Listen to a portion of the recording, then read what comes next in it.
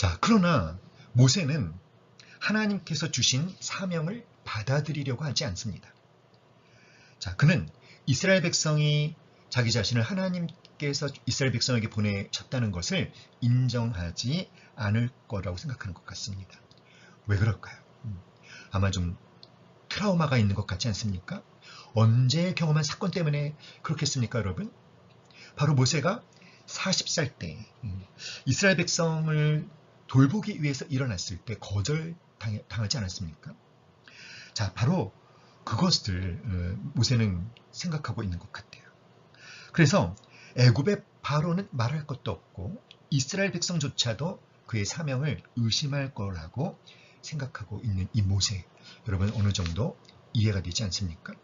자, 이렇게 소명을 거부하는 모세에게 하나님은 세 가지 표징을 주십니다. 그러면 아마 이스라엘 백성이 너를 인정하게 될 것이다.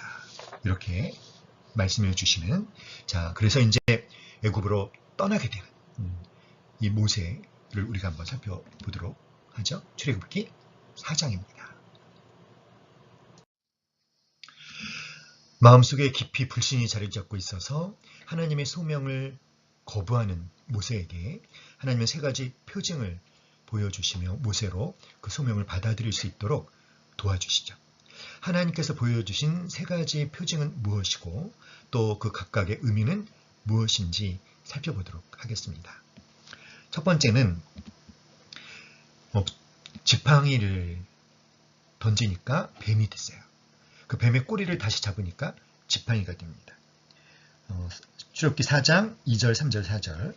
여호와께서 그에게 이르시되 내 손에 있는 것이 무엇이냐? 그가 이르되 지팡이이니이다. 여호와께서 이르시되 그것을 땅에 던지라 하시매 곧 땅에 던지니 그것이 뱀이 된지라. 모세가 뱀 앞에서 피하매 여호와께서 모세에게 이르시되 내 손을 내밀어 그 꼬리를 잡으라. 그가 손을 내밀어 그것을 잡으니 그의 손에서 지팡이가 된지라. 그 다음에 두 번째 표징은 손이 문둥병에 걸렸다가 다시 회복되는 것이었죠. 자, 6절, 7절. 여호와께서 또 그에게 이르시되 내 손을 품에 넣으라 하시매 그가 손을 품에 넣었다가 내어보니 그의 손에 나병이 생겨 눈같이 된지라. 이르시되 내 손을 다시 품에 넣으라 하시매 그가 다시 손을 품에 넣었다가 내어보니 그의 손이 본래의 살로 되돌아왔더라. 여호와께서 이르시되 만일 그들이 너를 믿지 아니하며 그 처음 표적의 표징을 받지 아니하여도 나중 표적의 표징은 믿으리라. 자, 그래서 두 번째는 손에 문둥병이 걸렸다가 다시 회복되는 것이고요. 세 번째는 나일강이 피가 되는 것입니다. 9절이죠. 그들이 이 두 이적을 믿지 아니하며 내 말을 듣지 아니하거든 너는 나일강물을 조금 떠다가 땅에 부으라. 내가 떠온 나일강물이 땅에서 피가 되리라. 자, 그래서 세 가지 표징. 첫 번째는 뭐다? 지팡이를 땅에 던지니까 뱀이 됐죠. 그 뱀의 꼬리를 잡으니까 다시 지팡이가 되고.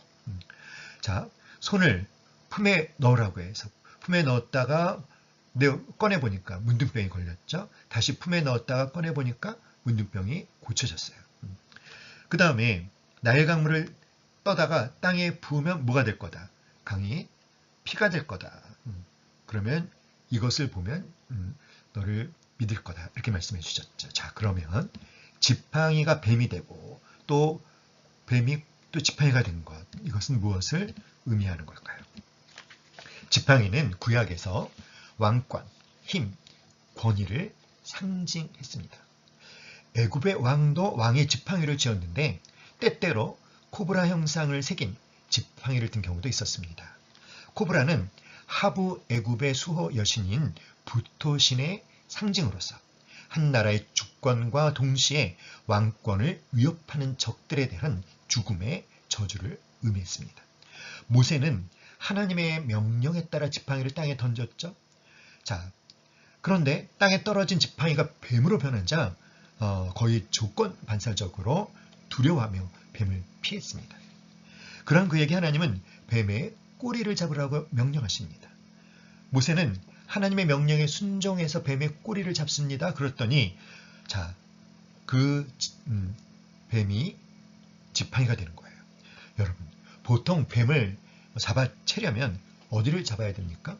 뱀의 목 뒤를 움켜쥐어야 되죠. 그런데 하나님은 목 뒤가 아니라 꼬리를 잡으라고 하셨어요. 자, 모세가 그런데 순종했다는 것이 참 우리가 주목해서 볼 사항입니다. 여기에서 모세에게 지팡이가 주어졌다는 것, 그것은 그에게 지도자로서의 자질과 권위가 부여된 것을 의미합니다. 또한 감히 뱀의 꼬리를 잡아 뱀이 지팡이가 되도록 했다는 것은 바로의 두렵고 막강한 권세를 무너뜨릴 수 있는 능력이 모세에게 주어졌음을 의미합니다. 물론 이 능력은 모세 자신이 만들어낸 능력이 아니라 하나님이 주신 능력이겠죠. 자, 모세에게 지팡이가 주어졌다는 것은 무엇을 의미한다? 그에게 지도자로서의 자질과 권위가 부여된 것. 그리고 뱀의 꼬리를 잡아서 뱀이 지팡이가 되도록 했다는 것은 바로의 두렵고 막강한 권세를 무너뜨릴 수 있는 능력이 모세에게 주어졌음을 의미합니다. 자, 두 번째, 손을 품에 넣었다가 꺼냈더니 문둥병에 걸렸죠. 다시 품에 넣었다가 꺼냈더니 회복이 됐습니다. 자, 이것은 어떤 걸 의미하는 걸까요? 자, 이 두 번째 표징은 모세가 하나님께 요청하지 않았는데도 하나님이 먼저 보여주신 표징입니다. 이것은 문둥병으로부터의 치유의 권능을 주셨음을 의미하는 것인데요. 자, 그 당시 이스라엘 백성들이 가장 무서워했던 병이 문둥병이었다고 합니다. 문둥병을 독사보다도 더 무서워했습니다. 독사에 물리면 혹시 살 수 있을지 몰라도 문둥병에 걸리면 살 수가 없었습니다. 그래서 모두 이 병을 하나님의 저주라고 생각했고 이 병에 걸린 사람은 절망 가운데 죽어야만 했습니다. 하나님께서 모세에게 처음 표징은 믿지 않아도 두 번째 표징은 믿을 것이라고 분명히 말씀하셨죠. 자, 이 말씀을 통해서 우리는 이미 이스라엘 백성들 가운데 문둥병으로 고생하는 사람들이 얼마나 많았는가 하는 것을 알 수 있습니다. 이스라엘 백성들에게 필요한 것은 그 무서운 병에서 자신들을 해방시킬 수 있는 구체적인 도움이었습니다. 이것을 생각한다면 이스라엘 백성들이 해방되기 전에 얼마나 비참한 상태에 있었는지를 잘 알 수 있죠. 참으로 눈물겨운 모습이 아닐 수 없습니다. 그들은 들판에서 강제 노역을 하다가 그 불결한 환경 때문에 문둥병에 걸려서 저주받은 자로 죽어가기도 했습니다. 그러나 하나님께서는 이스라엘 백성들에게 모세를 보내시면서 바로 문둥병으로부터의 치료를 약속하신 것입니다. 자, 하나님께서는 이 두 가지 표적을 믿지 않을 경우에 세 번째 표적을 보여주라고 말씀하셨습니다. 그것은 나일강이 피가 되는 표적이었습니다. 자, 이 나일강은 애굽 사람들에게는 신격화가 되어 있었죠. 애굽 사람들에게 풍요를 가져다 주는 나일강. 그래서 나일강은 애굽의 생명의 근원이고 또 애굽 땅의 풍요의 원천으로서 애굽인들에게는 신과도 같은 그런 존재였어요. 자, 애굽인들에게 이미 신격화된 나일강을 피로 만든다는 것은 애굽의 신도 마음대로 징벌하실 수 있는 여호와 하나님의 절대적인 주권과 권능을 강력하게 보여주는 이적입니다. 자, 이렇게 이 세 가지 표징은 모세가 하나님의 메신저로서 믿을만 하다는 것을 입증해주는 표징이라는 것이죠. 이 표징은 모세가 하나님으로부터 보내심을 받은 자라는 사실을 확증하고 그가 전하는 말, 이스라엘 백성에게 전하는 말이 믿을만하다는 보증을 해주는 역할을 하는 것입니다. 자, 이 정도 하나님이 표징을 보여주셨으면 네, 하나님 알겠습니다 라고 할 법도 한데요. 그런데 모세는 그렇게 하지 않았죠.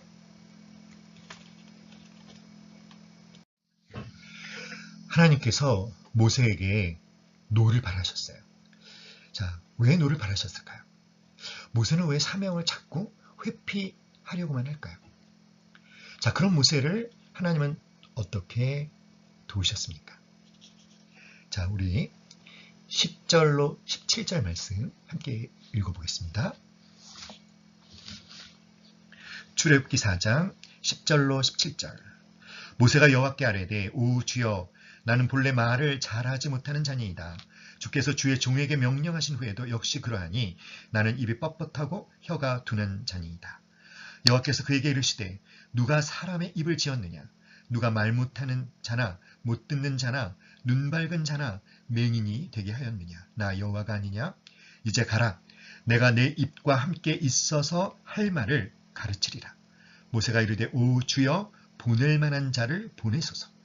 여호와께서 모세를 향하여 노하여 이르시되 레위 사람 내 형 아론이 있지 아니하냐? 그가 말 잘하는 것을 내가 아노라.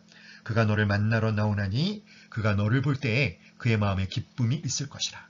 너는 그에게 말하고 그의 입에 할 말을 주라. 내가 네 입과 그의 입에 함께 있어서 너희들이 행할 일을 가르치리라. 그가 너를 대신하여 백성에게 말할 것이니 그는 내 입을 대신할 것이요 너는 그에게 하나님같이 되리라. 너는 이 지팡이를 손에 잡고 이것으로 이적을 행할지니라. 아멘.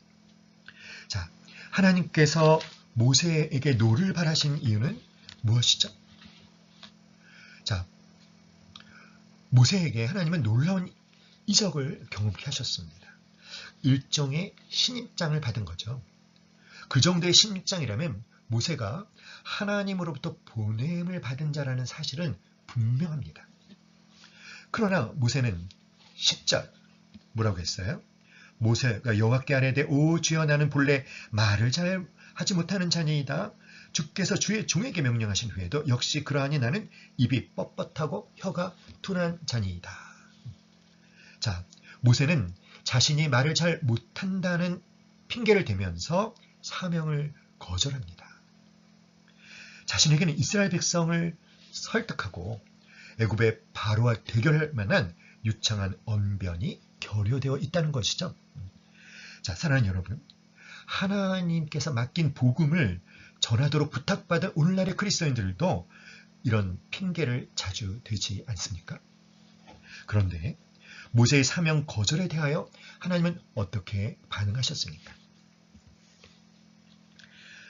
자, 모세의 사명 거절에 대해 하나님은 사람에게 입을 주어 말하게 하신 이가 바로 여호와 하나님이시라는 것을 분명히 밝히시면서 내가 너의 입과 함께 있어서 할 말을 가르치겠다 이렇게 말씀해 주셨어요. 나는 말을 잘하지 못합니다. 그러니까 딱 꼬집어서 내 입과 내가 함께 해줄게. 자, 사랑하는 여러분, 하나님 여기에서 복음을 부탁받은 자가 말씀을 전하는 자의 복음을 부탁받은 자와 말씀을 전하는 자의 역할이 무엇인지 분명하게 말씀해 주십니다.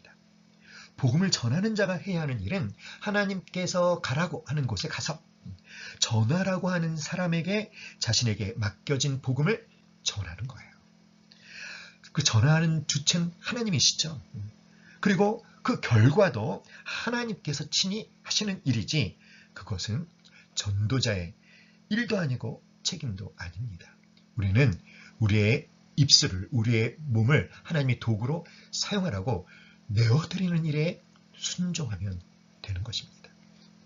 자, 내 입과 함께 해주겠다. 이렇게 말씀하시는 하나님에게 그러나 여전히 하나님과 모세의 줄다리기는 끝나지 않습니다. 모세는 뭐라고 말했습니까? 주여 보낼 만한 자를 보내소서. 그러자 하나님이 크게 화를 내신 거예요. 자, 참 모세도 끈질기죠, 여러분. 이 정도로 하나님이 열심히 표징도 보여주고 내가 네 입과 함께 해줄게 이렇게 얘기하면 그냥 수긍하고 갈 법도 한데 모세도 참 지독한 것 같아요. 그런데 모세보다 더 끈질긴 분이 누구십니까? 하나님이십니다. 하나님은요, 당신이 선택한 사람이 그에게 맡기고자 하는 임무를 맡을 때까지 결코 포기하지 않으신다는 거예요. 자, 화를 내셨지만 화를 내신 하나님께서 모세를 꾸짖기보다는 모세가 염려하던 문제를 해결해 주셔요. 언변에 자신이 없어하는 모세를 대신해서 말 잘하는 아론을 허락하십니다. 자, 그 아론을 붙여주겠다라고 약속하시죠. 그리고 그 아론에게 너는 하나님 같이 될 거다. 이런 약속까지 해주셨어요. 살아계신 여러분, 사랑하는 여러분.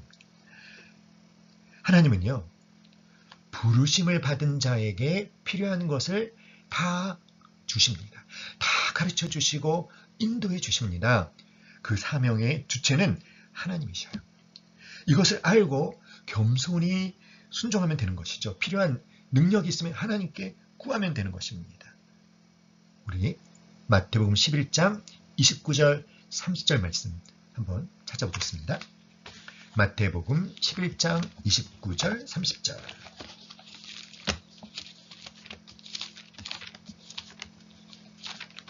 마태복음 11장 29절 30절. 우리 28절부터 한번 읽어볼까요? 시작. 수고하고 무거운 짐진 자들아 다 내게로 오라. 내가 너희를 쉬게 하리라. 나는 마음이 온유하고 겸손하니 나의 멍에를 메고 내게 배우라. 그리하면 너희 마음이 쉼을 얻으리니 이는 내 멍에는 쉽고 내 짐은 가벼움이라 하시니라. 자, 이 말씀에서 예수님은 수고하고 무거운 짐진 자들을 내게로 오라고 초청하십니다. 무엇을 주겠다고 약속하시면서 쉬게 하리라. 근데 쉬고 싶어서 근데 예수님께 가는 자에게 근데 예수님이 뭐라고 요구하시죠? 나의 멍에를 메라고 요구하세요. 멍에를 메는 것은 참 부담스러운 일이잖아요. 그렇죠? 우리의 마음을 무겁게 하는 일이지 않습니까? 그것은 자, 멍에를 메는 것은 결코 쉬는 일이 아니지 않습니까? 그것은 일을 하는 것이죠. 그런데 예수님은 분명히 수고하고 무거운 짐진 자들아 내게로 와서 쉬라고 하시면서 근데 멍에를 메라고 하셔요.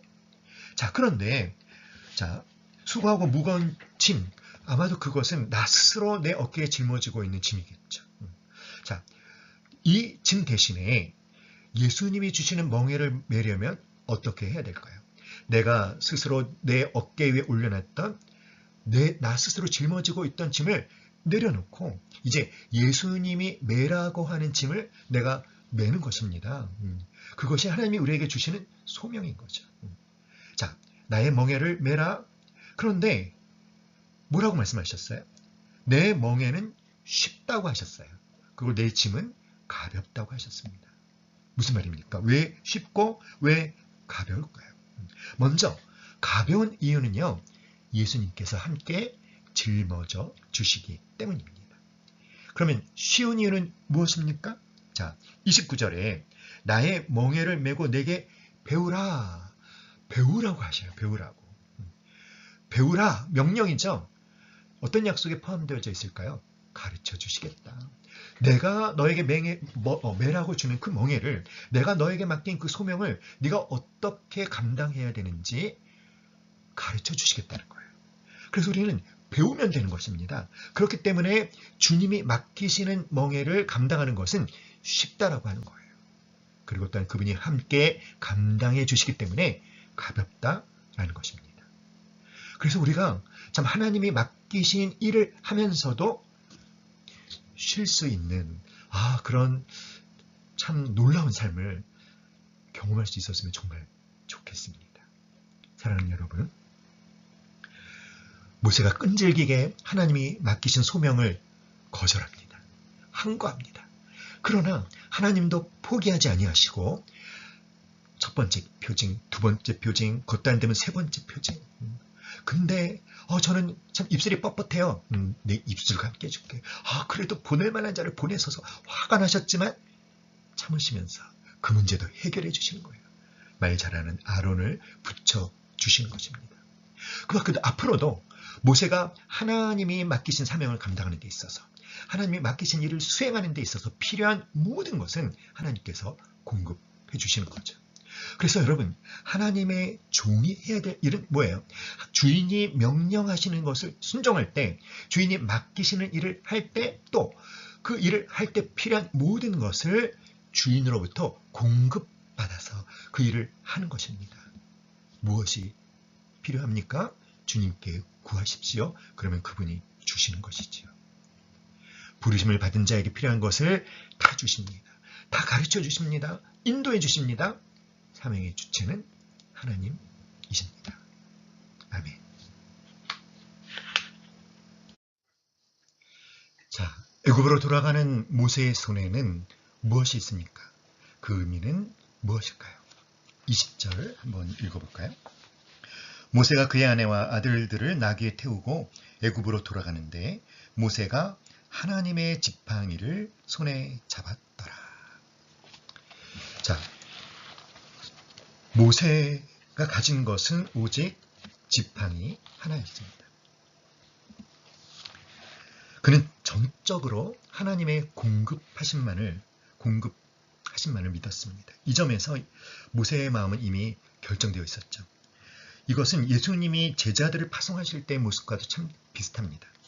예수님께서는 12제자를 파송하시면서 여행을 위하여 아무것도 가지지 말라. 주님은 아주 구체적으로 지팡이나 주머니나 양식이나 돈이나 두 벌 옷을 가지지 말라고 하십니다. 자, 제자들은 먹을 것이나 입을 것이나 잠잘 것 등을 염려할 필요가 없습니다. 자, 그것은 완전히 무계획적으로 일을 하라는 그런 의미가 아니라, 자, 하나님께서 신실하게 그들의 필요를 다 채워 주실 것이라는 그런 믿음을 가져야 한다는 것이죠. 모세는 수백만 명의 이스라엘 백성을 인도하러 가면서 오직 지팡이 하나만 갖고 갑니다. 자, 이게 도대체 가능한 일일까요? 그런데 하나님은 그렇게 하셨습니다. 모세의 지팡이 하나로 기적을 일으키셨죠. 애굽에 재앙도 내리시고 홍해도 갈라지게 하시고 반석에서 물이 나오게 하시면서 수백만 명의 이스라엘 백성들을 40년 동안이나 먹이셨습니다. 사랑하는 여러분, 우리가 가진 것이 없어도 하나님께서는 큰 일을 행하실 수 있습니다. 반드시 내 손에 모든 것이 있어야 일을 할 수 있는 것이 아닙니다. 그러므로 우리들에게도 지팡이의 신앙이 필요합니다. 내가 하고자 하는 것이 다른 영혼을 살리는 일이라면, 또 그것이 나의 유익을 위한 것이 아니라 다른 영혼을 위한 것이 분명하다면 물러서지 말아야 합니다. 하나님께서 함께 하실 것입니다. 자, 우리가 또 20절 말씀에서 또 주목해야 되는 것이 무엇이냐면, 자, 20절 다시 한번 읽어볼까요? 모세가 그의 아내와 아들들을 나귀에 태우고 애굽으로 돌아가는데 모세가 하나님의 지팡이를 손에 잡았더라. 누구의 지팡이를 손에 잡았다? 하나님의 지팡이. 그 이전까지는 모세의 지팡이로 표현되어졌으나 이제는 하나님의 지팡이로 그 표현이 바뀌어져 있다라고 하는 것을 여러분 주목해서 보셔야 돼요. 자, 여기에서 기억해야 되는 것이 무엇이냐면 보냄 받는 자가 누구며 보내는 자가 누구냐라는 거예요. 여기서 더 중요한 것은 보냄을 받는 자가 아니라 보내는 자가 누구인지입니다. 누가 보내십니까? 보내는 자가 누구십니까? 좀 더 쉽게 말하면 어떤 사람을 부르셨는가 보다 누가 부르셨는가 하는 것이 더 중요하다는 거죠. 어떤 사람을 부르셨는가 보다 누가 부르셨는가, 이것이 더 중요하다는 거예요. 우리가 주목해야 될 대상은 바로 하나님이라는 것입니다. 모세가 아니라는 거죠. 자, 그 후에 일어난 모든 일들, 모세가 지팡이를 들 때마다 일어난 그 모든 기적들은 모세가 한 일이 아니죠. 하나님께서 모세를 통해서 하신 일입니다. 사랑하는 여러분, 아무 능력이 없는 이 마른 막대기가 그런데 하나님께 붙잡힌 바 되니까 하나님의 영광을 나타내는 도구로 사용되어지는 것입니다. 사랑하는 여러분, 모세가 갖고 있는 인간적인 약점을 모두 알고 계시는 하나님. 하나님께서는 그의 부족을 친히 채워주시면서 그를 사용하셨습니다.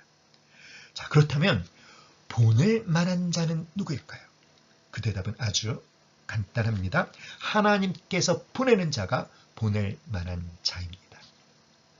하나님께서 당신의 일을 맡기실 때는 그 일을 감당할 만한 능력도 주시고 지혜도 주시고 물질도 주시고 사람도 붙여주신다는 것입니다. 그러므로 사랑하는 여러분, 하나님의 일은 나의 능력과 나의 지혜로 하는 것이 아니라 하나님께서 주시는 능력과 하나님의 지혜로 감당하는 것이죠. 그러므로 우리가 해야 되는 일은 전적으로 주님의 손에 붙들림 바 당하는 것입니다. 나를 사용하시옵소서. 주의 계집종이오니 주의 말씀대로 이루어지이다. 라고 우리 자신을 내어드리면 하나님께 붙들림 바 되어서 하나님의 영광이 나타나는 도구로 쓰임받게 되는 것입니다. 자, 모세가 애굽으로 돌아가는데 하나님께서 그를 죽이려고 하셨습니다. 왜일까요? 십보라가 위기에 처한 모세를 어떻게 도왔습니까? 25절, 26절 함께 읽어볼까요? 십보라가 돌칼을 가져다가 그의 아들의 포피를 베어 그의 발에 갖다 대며 이르되 당신은 참으로 내게 피난편이로다 하니 여호와께서 그를 놓아주시니라. 그때 십보라가 피난편이라 함은 할례 때문이었더라. 자, 24절을 보면 모세가 길을 가다가 숙소에 있을 때에 여호와께서 그를 만나사 그를 죽이려 하신지라. 네. 자, 하나님께서 모세를 죽이려고 하셨어요. 그래서 어떻게 하자? 십보라가 돌칼을 가져다가 모세의 아들에게 할례를 행하니까 다시 모세가 살아났습니다. 자, 우리는 누군가를 위해서 어떤 일을 할 때 그 사람이 나에게 잘 대해줄 것을 기대합니다. 또한 우리는 하나님께 대하여도 이런 생각을 가지는 경우가 많죠. 그러나 본문 말씀은 그런 생각이 전적으로 잘못되어 있다는 것을 우리한테 보여줍니다. 모세는 하나님의 부르심을 받고 무척 어렵게 순종했습니다. 처음에는 여러 가지 이유를 대면서 자기는 못하겠다라고 했다가 나중에는 결국 하나님의 열심에 설복되어서 하나님의 지팡이를 잡고 애굽을 향하여 갑니다. 참으로 대견하고 믿음직스러운 모습 아닙니까? 그러나 하나님께서는 중간 숙소에서 모세를 만나서 그를 죽이려고 했습니다. 자, 아마도 모세가 숙소에서 갑자기 어떤 열병 같은 것에 걸려서 죽어가고 있지 않았나 하는 생각이 들어요. 자, 그것을 보고 모세의 부인 시포라가 의사에게 뛰어가거나 다른 조치를 취한 것이 아니라 아들의 양피를 베어 할례를 행하였습니다. 시포라는 모세의 위기와 아들의 할례를 연결시켜 생각했죠. 그랬더니 모세가 괜찮아졌습니다. 참 이상한 일이죠. 그런데 모세에게 십보라가 한 말이 참 재미가 있습니다. 뭐라고 얘기했습니까? 당신은 참으로 나에게 피난편입니다. 라고 불평을 한 것입니다. 이 말은 그동안 그렇게 자식의 피를 보지 않으려고 애를 썼는데 결국 당신 때문에 자식의 피를 보지 않을 수 없게 됐어요. 라는 불평이죠. 무슨 말일까요? 그동안 모세는 자기 자식들에게 언약의 백성으로서 할례를 행하기를 원했어요. 그러나 미디안 제사장 가정에는 할례라는 의식이 없었습니다. 아마도 십보라가 자식의 피를 흘리는 이 의식을 가장 반대한 것 같습니다. 모세는 자기 자식을 언약의 자식으로 삼고 싶었지만 부인이 반대하니까 할례를 행하지 못했습니다. 그는 부인이나 장인과 마찰을 일으키는 것을 별로 원하지 않았던 것 같아요. 마찰을 일으키면서까지 할례를 행하는 것보다 그냥 조용히 사는 쪽이 현명하다고 생각했던 것 같습니다. 그때까지는 모세가 자식에게 할례를 행하지 않아도 별 큰일이 일어나지 않았습니다. 그러나 이제 하나님의 부르심을 받아서 하나님의 일을 행하기 위하여 가는 이 순간 하나님께서는 모세에게 진노를 나타내시고 그를 죽이려고 하셨습니다. 자, 이제는 상황이 달라졌다는 거예요. 하나님께서는 모세가 자식들에게 할례를 행하지 않고 있는 동안에 참고 계셨어요. 하나님께서는 모세가 하나님의 뜻에 순종하기보다 사람들의 눈치를 보면서 그들의 비위를 상하게 하지 않게 하려고 하나님 말씀에 순종하지 않는 것을 그냥 가만히 보고 계셨습니다.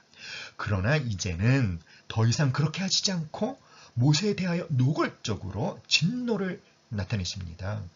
오히려 그를 죽이려고 하십니다. 왜일까요? 사랑하는 여러분, 우리에게는요, 하나님을 아는 지식이 아주 급격하게 자라가는 시기가 있지 않습니까? 그것이 모세에게는 바로 호렙산에서 하나님을 만나는 경험이었습니다. 그가 그곳에서 하나님을 만난 것은 40년 동안 광야에서 양을 치면서 혼자 생각했던 것보다 훨씬 더 많은 지식을, 하나님에 대한 많은 지식을 갖게 했습니다. 이제 하나님께서는 모세가 그렇게 사람들의 눈치나 보면서 소극적으로 하나님의 뜻에 순종하는 것에 더 이상 참지 않으셨습니다. 하나님께서는 그가 깨달은 만큼 하나님 앞에서 온전하기를 요구하신 것이죠. 모세는 그동안 너무나 침체되어 있어서 자기가 하나님 앞에서 옳다고 생각하는 것도 행할 수가 없었어요. 자, 이제 그러나 하나님의 나타나심으로 말미암아 하나님께서 얼마나 모세를 사랑하시는지, 얼마나 크신 능력으로 그를 인도하시는지를 깨닫게 되었습니다. 이제 그는 더 이상 옛날처럼 소극적인 자세로 믿어서는 안 된다라는 거예요. 하나님께서는 더 완전하고 더 적극적인 순종을 요구하셨습니다. 그러나 그렇게 하기를 거부할 때 하나님께서는 진노를 나타내시겠다는 것이죠. 모세는 이제 잘못됐다라는 것을 알면서도 전처럼 못 본 채 할 수가 없는 것이죠. 왜냐하면 하나님께서 그를 죽이려고 하셨기 때문입니다. 사랑하는 여러분, 우리가 하나님의 말씀, 하나님의 진리를 깨달은 후에도 전처럼 소극적이고 패배주의적으로 신앙생활을 한다는 것은 불가능한 일입니다. 왜냐하면 하나님께서는 우리가 하나님에 대하여 깨달은 만큼 실천하기를 원하시기 때문입니다. 사랑하는 여러분, 하나님께서는 모세로 하여금 하나님의 거룩하심에 대하여 예전처럼 방관하면 안 된다는 것을 가르쳐 주시기 위해서 그를 죽이려고 하셨어요. 이제 너는 달라졌어. 정신 차려야 돼. 너도 이제는 나처럼 더욱 뜨거워져야 된다. 사랑하는 여러분, 어쨌든 진정한 고통의 원인은 십보라가 남편에게 불순종함으로써 결국 하나님께 불순종한 데 있었다는 것이죠. 사랑하는 여러분, 그래도 십보라가 고집은 있어도 사람이 거짓된 것 같지는 않아요. 그는 위기가 오자 그 위기의 원인이 자기에게 있다는 것도 바로 알았습니다. 그리고 남편 앞에서 그것을 인정했습니다. 이것이 하나님을 기쁘게 하는 행동입니다. 사랑하는 여러분, 여러분은 뭔가 소극적인 순종을 하는 것 없으십니까? 저건 잘못된 것 같은데 하면서도 그냥 사람들과의 갈등이 일어나는 것이 싫어서 그냥 못 본 채 하고 가만히 참고 계시는 것은 없습니까? 그런데요, 하나님이 그것을 기뻐하지 않으셔요. 하나님께서 말씀하십니다. 나는 네가 더 온전하고 더 적극적인 순종을 하기를 원한다. 네가 더 열정적으로 거룩한 삶을, 순종하는 삶을 추구하기를 원한다라고 주님은 말씀하고 계십니다. 과연 하나님께서 나에게 요구하시는 적극적인 순종을 하기를 원하시는 그것은 무엇인지 발견하셔서 보다 더 완전하고 적극적인 순종을 하는 여러분 될 수 있기를 간절히 기도합니다. 자, 모세의 메시지를 들은 백성들의 반응은 어땠을까요? 이를 통해서 깨닫게 되는 것은 무엇일까요? 27절로 31절 읽겠습니다. 여호와께서 아론에게 이르시되 광야에 가서 모세를 맞으라 하시매 그가 가서 하나님의 산에서 모세를 만나 그에게 입맞추니 모세가 여호와께서 자기에게 분부하여 보내신 모든 말씀과 여호와께서 자기에게 명령하신 모든 이적을 아론에게 알리니라. 모세와 아론이 가서 이스라엘 자손의 모든 장로를 모으고 아론이 여호와께서 모세에게 이르신 모든 말씀을 전하고 그 백성 앞에서 이적을 행하니 백성이 믿으며 여호와께서 이스라엘 자손을 찾으시고 그들의 고난을 살피셨다 함을 듣고 머리 숙여 경배하였더라. 백성들의 반응은 믿는 것이었어요. 그리고 머리 숙여 하나님께 경배했습니다. 모세가 걱정했던 그 어떤 일도 일어나지 않았습니다. 하나님께서 모세에게 말씀해 주신 대로 다 되었죠. 괜한 걱정을 사서 한 거예요. 자, 여기서 깨달을 수 있는 건 뭘까요? 하나님께서는 미리 다 예비해 놓으셨다는 것입니다. 그러므로 부르심을 받은 자가 해야 될 일은 하나님을 신뢰하며 하나님의 부르심에 순종하는 것인 줄 믿습니다. 오늘은 출애굽기 2장 11절부터 4장 말씀까지 살펴보았습니다. 특별히 모세의 소명을 보며 우리 자신의 소명과 한번 비교해 볼 수 있는 시간이 되었으면 좋겠습니다. 더 적극적인 순종을 해야 될 것이 무엇인지 찾으셔서 꼭 순종하시는 여러분 될 수 있기를 간절히 기도합니다. 기도하겠습니다. 사랑과 은혜가 풍성하신 하나님 아버지, 오늘 저희들 출애굽기 3장 4장의 말씀, 하나님 이 말씀들이 우리 모두의 삶 가운데 아주 실제적으로 적용될 수 있도록 성령께서 계속해서 그 말씀으로 우리를 다루어 주시옵소서. 감사드리며 예수님의 이름으로 기도하옵나이다. 아멘. 감사합니다. 수고하셨습니다.